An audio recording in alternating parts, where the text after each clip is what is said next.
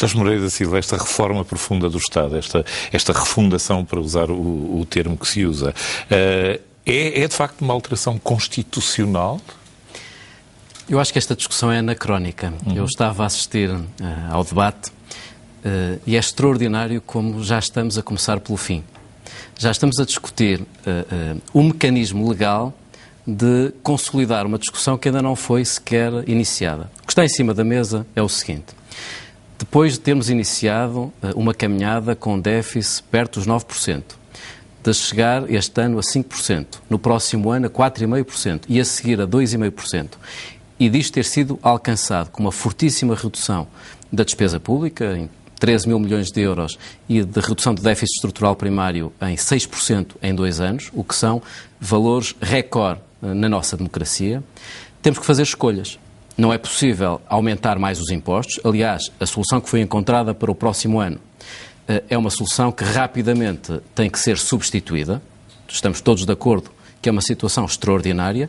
Logo, a questão é saber como é que nós podemos continuar este esforço de consolidação, depois de já ter feito um esforço muito grande do lado da redução da despesa, de uma forma que é notável comparado ao histórico desde 74, como é que é possível fazer, sabendo que muitos dos cortes, nos desperdícios, nas gorduras, nos subsídios ilegítimos já estão feitos, podem ser prosseguidos, mas é necessário que o esforço de consolidação orçamental passe agora por uma discussão que é inevitável e que ninguém pode estar num papel que no ambiente se costuma designar, nas questões do ambiente, de NIMBY, que é not in my backyard. Todos querem a redução da despesa, todos falam da redefinição das funções do Estado, mas na hora da verdade, todos os pretextos servem. Ora a Constituição, ora se a carta chegou, se não chegou, se isto estava previamente discutido. O que é necessário é que cada um faça escolhas claras. Nós queremos reduzir o peso do Estado na economia. O Estado pesa demasiado na economia, pesa demasiado os nossos impostos, temos que encontrar uma forma de reduzir de forma estrutural a despesa pública. Isso significa que algumas escolhas terão que ser feitas. São escolhas que, insisto, não são apenas de natureza orçamental. Podia-se dizer, temos que reduzir a despesa pública porque isso onera estas gerações e as próximas. Também é verdade. Temos que reduzir, de facto, a despesa pública e definir as funções do Estado por razões orçamentais. Mas há outras razões que são de natureza conceptual e de qualidade que também devem ser associadas a este debate. O que é que eu quero dizer com isto? Um Estado que pesa 50% da nossa produção de riqueza é um Estado que está a mais em áreas onde a sociedade pode fazer melhor e é um Estado que não está devidamente forte, onde só o Estado pode fazer bem, designadamente na promoção da igualdade de oportunidades, na consagração do Estado de Direito, num conjunto de iniciativas para promover a mobilidade social. Há, por isso, necessidade de dizer onde é que o Estado deve estar, como prestador, como concedente, como regulador, como fiscalizador. Mas depois há uma outra natureza que se relaciona com a qualidade. Será que este Estado, que pesa 50% dos nossos impostos, 50% da riqueza que o país produz, é um Estado de qualidade? Se nós olhamos para a educação, por exemplo, é verdade que nós gastamos com a educação cerca de 7 mil, 8 mil milhões de euros. Mais do que uma série de países da União Europeia. Mas se olharmos, Mário Crespo, para os resultados do nosso Estado Social, daquilo que fazemos com os nossos impostos, chegamos à conclusão que Portugal é o país da União Europeia com maior abandono escolar, é um dos países da União Europeia com menores competências na matemática, nas ciências e na leitura. E, portanto, a pergunta não é saber só o tamanho do Estado Social, é saber se não devemos reformar o Estado Social para melhorar. Referiu e que seguramente quem nos segue ficou atenta. A consciência por parte do Governo, que o seu partido obviamente apoia neste momento, de que a carga fiscal a este nível é limitada em termos do esforço que o país pode suportar. Portanto, para o ano, se eu entendi, para o ano terá que ser revista, não pode ser repetida. Não é repetível. Penso que todos têm noção que esta foi uma situação de emergência. Isso não quer dizer que deixam? Eu acho que o mínimo que se deve fazer é evitar proclamações que possam criar expectativas erradas nas pessoas. Acho que devemos dizer de uma forma clara que este não é o nosso programa. O primeiro vice-presidente do PSD vai pelo país fora e é interpelado sobre isto, e seguramente que é interpelado e duramente interpelado pelos seus correligionários, o que é que lhes diz? Que não é repetível, ouça, isto é um esforço de facto de emergência. Digo aquilo que acho que devemos dizer a todos os portugueses. Temos que assumir as nossas responsabilidades. E se queremos que a linha que o país espera do PSD, que é o de reduzir o peso do Estado na economia e dessa forma poder reduzir os impostos, porque nós só podemos reduzir os impostos se formos capazes de reduzir o peso do Estado na economia, que essa linha pressupõe olhar para este orçamento como um orçamento de emergência, mas esperando que com esta reforma do Estado, que se deve fazer de uma forma estrutural, estes 4 mil milhões de euros que se devem cortar de forma estrutural, não apenas este ano, mas nos anos seguintes, se possa fazer o phasing out do peso do Estado na economia para chegar ao final da legislatura com cerca de 43% do peso da despesa pública no PIB e, dessa forma, criar as condições para desonerar, retirar encargos que estão hoje muito colocados aos cidadãos. Agora, a expressão refundação, eu gostava de voltar ao que o Mário Crespo referiu no início sobre a expressão refundação e a forma como ela foi interpretada. Trata-se de regressar ao momento fundador de um memorando de entendimento. Mas regressar a esse momento porquê? Porque esse momento foi um momento de consenso, foi um momento em que se procurou olhar para o curto, mas também para o médio e para o longo prazo, e foi um momento em que se procurou abdicar de uma linha doutrinária e ideológica, encontrando soluções realistas para uma situação de emergência. É isso que está em cima da mesa quando olhamos para este corte de 4 mil milhões de euros de despesa estrutural primária. O PSD não traz para esta discussão uma linha ideológica. Aqueles que esperam encontrar aí um pretexto para, entre aspas, não vir a jogo, estão totalmente enganados. Nós partimos para esta discussão com uma grande abertura de espírito, com vontade de a fazer, não com vontade de impor uma linha ideológica em relação ao Estado Social. Em segundo lugar, nós sabemos que não se trata de um corte de 4 mil milhões de euros apenas para este ano, mas durante muitos anos. Ora, isso pressupõe consenso, pressupõe estabilidade, pressupõe a criação de um grande debate e de comprometimento entre as forças políticas. Finalmente, é algo que deve envolver uma capacidade de negociação que esteve presente no momento de fundacional do memorando de entendimento. Estão criadas todas as condições para, de uma forma transparente, os partidos poderem apresentar as suas propostas para resolver uma questão que é fundamental. Como é que podemos assegurar que os nossos impostos pagam um Estado de qualidade, tendo noção que quanto menor peso tiver esse Estado, mais na nossa economia, mais rapidamente poderemos regressar a níveis de impostos. A realidade do momento que atravessamos é outra, porque cada vez que os senhores tentam afrontar um setor qualquer, são crucificados em público. Se fala em alterar, por exemplo, o perfil laboral dentro da CP, com 22 sindicatos, passa-vos um comboio por cima. Quem quer que fale que a RTP,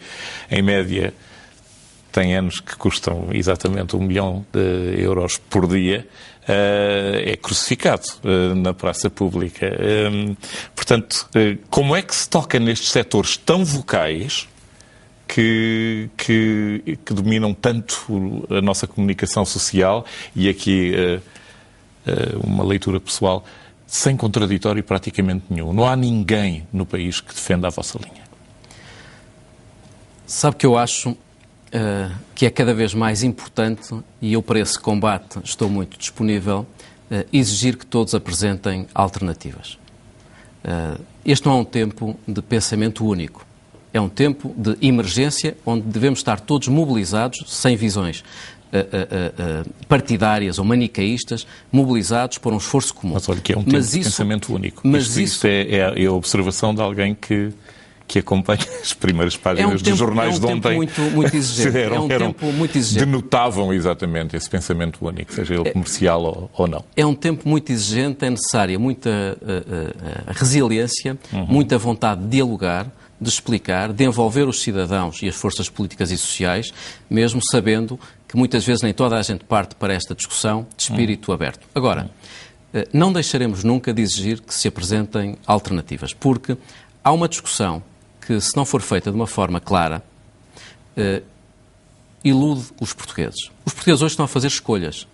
Em casa, nas empresas, nas organizações, todos estão a passar por momentos difíceis em que é necessário fazer escolhas. Não é possível tudo. Também aqui se deve exigir aos responsáveis políticos, aos partidos políticos, àqueles que têm funções sociais relevantes, que digam claramente qual é a sua posição. A nossa posição é clara. Nós defendemos que o mais rapidamente possível se conclua o memorando de entendimento para que o mais rapidamente possível se possa reganhar a plena soberania financeira e a liberdade de escolha política por parte do Estado português e dos cidadãos portugueses. Essa é a nossa linha. Achamos que os resultados que têm sido alcançados com o esforço dos portugueses demonstram que o caminho não está ainda terminado, mas que está a ser feito de uma forma sustentável e com resultados positivos, mas há outras alternativas. E ninguém se deve esconder atrás de papões ou de cortinas de fumo para dizerem qual é a sua alternativa. Há uma alternativa clara, que é dizer não pagamos. Há quem defenda isso. Isso seria o fim da nossa credibilidade internacional durante muitos anos. Há uma outra alternativa, que é o de dizer que queremos mais tempo e mais dinheiro. Passa por um segundo resgate, eventualmente por um terceiro e por um quarto resgate. Aqueles que defendem isso devem assumir que querem a Troika mais tempo em Portugal, querem, na prática, um alívio momentâneo que passará sempre por mais endividamento, por mais austeridade durante mais tempo, por um adiamento da nossa capacidade de fazer escolhas livres. Essa não é a nossa linha. Há uma outra alternativa, que é dizer nós aceitamos estes limites da Troika, nós até os desenhamos, é o caso do Partido Socialista, foi o Partido Socialista que escolheu o tempo e as metas, mas não queremos esta opção. O Governo tem a nossa solidariedade para as metas e para o calendário, mas não tem para esta opção. E é muito simples. Digam exatamente quais são os impostos que aumentam ou qual é a despesa que reduzem. Repare, Mário Crespo... Estão nessa fase de diálogo já ou não? Não estamos... Ou aquilo que se viu hoje no Parlamento mostra que não se chega sequer a essa fase de diálogo com o maior partido da oposição? Mário Crespo já me vai conhecendo. Eu não sou um radical, alguém que busca nas diferenças um pretexto para aí fazer política. Mas devo dizer que, olhando para o discurso do Partido Socialista, que tenho alguma dificuldade em entender a razão pela qual não afirmam escolhas claras. Porque o Partido Socialista, por um lado, desenhou um memorando, assinou um memorando, escolheu um memorando, mas, por outro lado, diz que quer mais tempo e mais dinheiro, mas não diz que quer um segundo resgate. O Partido Socialista diz que está ao lado do Governo, está ao lado do país, para encontrar soluções para uma situação de emergência, mas não apresenta propostas alternativas para uma consolidação de 5 mil milhões de euros este ano e de 4 mil milhões adicionais com esta redução estrutural da despesa. É necessário falar de uma forma clara. Eu acho que os portugueses sabem, disso não se podem queixar, qual é a visão que o Governo tem, sabendo que o tempo é muito difícil, ninguém faz isto de ânimo leve, ninguém aumenta impostos por vocação, nem por orientação ideológica. O PSD não é um partido que favorável ao aumento de impostos, muito pelo contrário. Sabemos, contudo, que é imprescindível, em primeiro lugar, cumprir as metas, pagar o que devemos, no fundo assegurar que o mais depressa possível podemos libertar recursos para a economia. Há uma imagem que as pessoas perceberão facilmente. Portugal é um país que ganha 100, que durante muitos anos gastou 110, que com este governo passou a gastar 108, 105, 104,5 no próximo ano, 102,5 no ano seguinte, mas que deve 120. E eu não consigo entender, confesso, a razão pela qual tantas pessoas têm estado disponíveis no espaço público, sabendo que há resultados positivos desta governação e desta caminhada, ainda assim por dizer aos portugueses, nós não queremos que Portugal, que ganha apenas 100, que apenas gaste 104,5 ou 102,5, queremos que gaste mais, durante mais tempo, sabendo que temos uma dívida de 120 a pagar. Ainda a pagar. O que francamente me surpreende é tanta gente dentro do seu próprio partido, e eu presumo que essa seja a sua primeira audiência com quem o senhor discute estas questões, mas tanta gente importante seja tão crítica e tão vocal, não só dentro do seu partido, pessoas muito respeitáveis, mas que não abonam de modo nenhum nenhuma das linhas que os senhores têm escolhido. E isso é surpreendente. Nunca ouvirá de mim nenhum tipo de sancionamento ou lamúria. As pessoas são livres, fazem as suas escolhas. Eu acho que é importante que a pergunta pode ser esta: isso transtorna a atividade governativa, ou está a transtornar a atividade governativa, ou está a desencorajar a atividade governativa? Todos os senhores têm seguramente ocupações nos setores privados.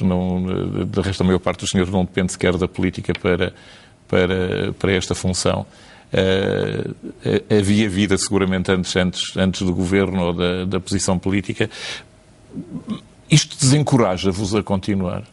Não desencoraja, porque quem está convicto do caminho que faz, sabendo que deve estar sempre disponível para aprender. Há quem garanta que o caminho é para o desastre. E acho que as pessoas devem estar sempre disponíveis. O Primeiro-Ministro tem dado provas notáveis em relação a isso, seja de resiliência, seja de abertura a aperfeiçoamentos.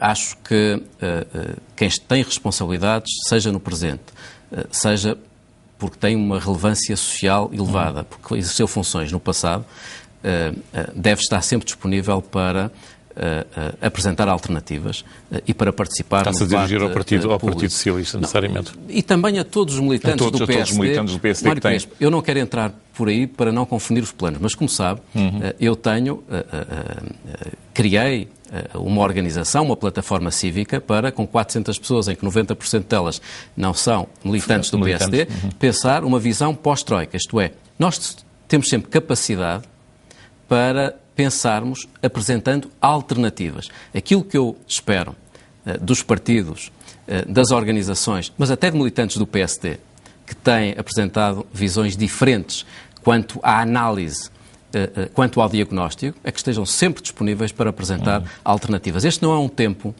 em que os nossos talentos possam ser desperdiçados. Nós temos um dia, eu levo isto muito a sério, teremos um dia que responder perante os nossos filhos e perante os nossos netos a uma pergunta que é muito exigente, que é o de saber se num determinado momento da nossa história, com a informação que dispunhamos, com o talento que tínhamos, se fizemos ou não aquilo que devíamos. E acho que para isso é necessário sentir de responsabilidade, abertura, capacidade para pensar e uma grande capacidade para agir e para intervir. E acho que devemos estar todos disponíveis para esse debate. A partir daqui temos que ser mesmo muito sintéticos. Claro que eu tenho presente aquela excelente fotografia sua com o Nuno Melo, um acordo de parceiros de coligação para uma área da projeção política diferente, as autarquias. Tudo a correr bem nessa área. É uma pergunta, obviamente, que eu complementarei com mais outra, mesmo no Porto. O Conselho de Coordenação da Coligação foi constituído, como o Mário Crespo se recorda, num momento importante em que surgiram algumas divergências públicas. A primeira decisão do Conselho de Coordenação da Coligação, que do nosso lado é coordenado por mim, do lado do CDS, pelo eurodeputado Nuno Melo, foi organizar as jornadas parlamentares conjuntas. Com o grande apoio e com a decisão partilhada com os líderes parlamentares. A segunda decisão foi celebrarmos um acordo autárquico que não impõe coligações, mas habilita aqui de uma forma descentralizada, concelho a concelho, as estruturas concelheiras dos partidos e distritais se entendam e possam celebrar este tipo de entendimentos. Quanto ao Porto, há uma disponibilidade do Dr. Filipe Menezes, aliás, manifestada numa entrevista com o Mário Crespo. É uma disponibilidade importante, eu já o disse ontem, é interessante, é obviamente muito relevante que alguém que foi líder do partido e um autarca com a experiência e os resultados do Dr. Filipe Menezes tenha disponibilizado no momento em que seria mais fácil não se disponibilizar. E, portanto, nós ficamos sempre satisfeitos com a circunstância de militantes destacados e com provas dadas se disponibilizarem. Agora, há um processo natural, que é a estrutura concelhia do PSD do Porto, a distrital, aprovarão o nome e depois a Comissão Política Nacional tratará de fazer a homologação. Essa fase ainda não está concluída e, portanto, eu não queria desenvolver muito esse tema. Quanto à coligação com o CDS, porque foi a questão que me colocou, é claramente uma questão extemporânea, seja porque o candidato não está ainda aprovado, seja porque o PSD não disse no Porto está interessado numa coligação. O CDS do Porto terá manifestado indisponibilidade, mas não se sabe ainda sequer se há um interesse das estruturas concelhias do PSD nessa coligação, se há esse interesse da parte do candidato, o que é que pensam as estruturas distritais. É claramente um tema relativamente ao qual estamos numa fase ainda muito inicial. Acho que não devemos perder de vista a necessidade de fazer destas eleições autárquicas não um mero exercício de escolhas partidárias, mas saber de que forma é que podemos fazer destas eleições autárquicas um momento para aprofundamento das reformas que o país está a fazer, isto é, como é que podemos aprofundar a democracia, como é que podemos tirar partido do empreendedorismo de base local, como é que podemos fomentar a economia verde, como é que podemos combater a desertificação do interior, como é que podemos, no fundo, promover a igualdade de oportunidades numa fase tão exigente das nossas finanças. E esse sim é o debate importante para as autárquicas. Eu, de qualquer modo, aqui, para o registro público ficar exato,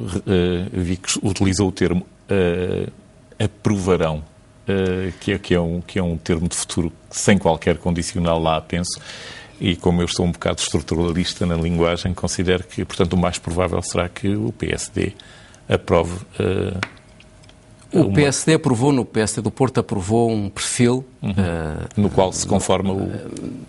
que fiquei com a ideia que, no qual encaixa a candidatura, a disponibilidade de candidatura do Dr. Livre Filipe Neves. Mas, obviamente, temos que esperar o final do processo. Acho que isso será divulgado com alguma brevidade. Aqui fica. Muito obrigado por ter aceitado o convite e vindo a este Jornal das 9. Jorge Moreira da Silva. Curto intervalo agora e nós voltamos com o nosso Frente a Frente. Até já.